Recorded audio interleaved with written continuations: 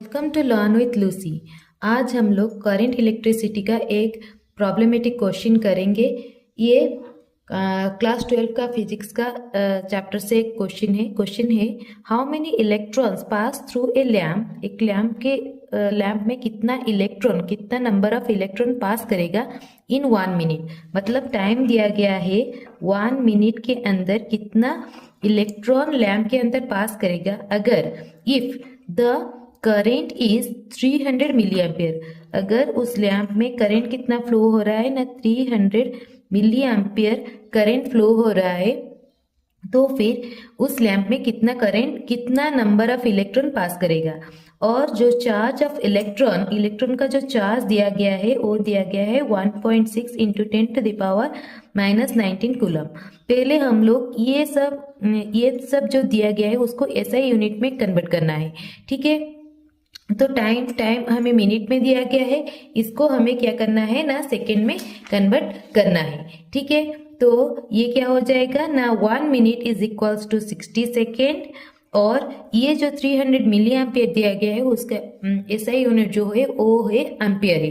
तो फिर 300 milli ampere को अगर एम्पियर में कन्वर्ट करेंगे इंटू 10⁻³ एम्पियर। ठीक है, मिली एम्पियर को एम्पियर में कन्वर्ट कर लिए। देन अभी हमें क्या करना है, पूछा गया है इलेक्ट्रॉन, नंबर ऑफ इलेक्ट्रॉन कितना है, तो फिर कितना इलेक्ट्रॉन पास करेगा। पहले हमें charge passing through the lamp in 1 minute, कितना चार्ज पहले पास कर रहा है लैम्प पे वो निकालना है। ठीक है, चार्ज पहले हमें ये जो करंट है, करंट का फॉर्मूला क्या है, I equals to Q by T है। तो Q जो है वो क्या है, चार्ज है। Q equals to I into T.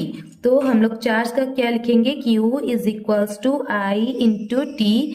तो I में क्या लिखेंगे ना 300 इंटू 10⁻³ इंटू टाइम में लिखेंगे 60 सेकेंड्स।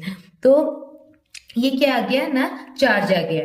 ठीक है, तो ये टोटल नंबर ऑफ चार्ज क्या कर रहा है ना लैम्प में पास कर रहा है इन 1 मिनट, 1 मिनट के अंदर।